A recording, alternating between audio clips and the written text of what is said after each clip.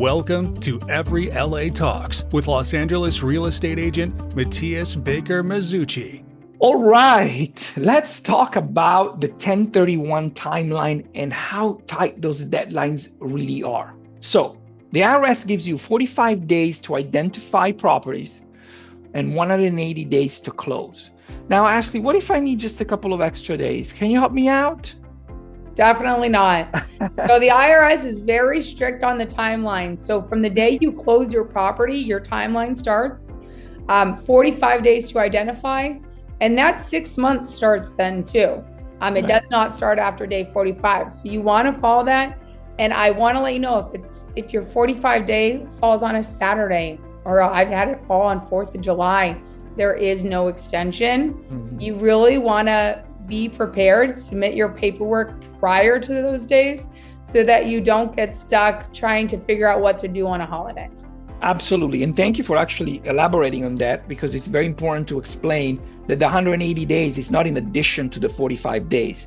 So the entire exchange is 180 days and the 45 is, part of that exchange. So keep that in mind. It's not 45 plus 180. Very important. Thank you for pointing that out. So if you miss just one date, there's no grace period, there's no extension, there's nothing, the exchange collapses. So this is why planning is so important. I mean, people should start looking at their options even before they list their first property. I tell this to people all the time. It's like, you gotta what's the plan? I do this even with regular sellers, like people that reach out to me to sell their house. I always say, let's work our way backwards. What happens when you sell the house? Well, maybe we'll move, maybe. It's like, no, don't do that. Make the plan first, and then because then you become a real seller. If you're just testing the market, you don't want to be in that position, especially as an investor.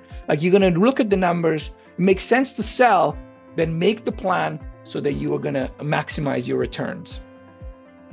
Exactly. And when you are in the exchange, you want to make sure you come up with the strategies on what if your property doesn't close by day 180.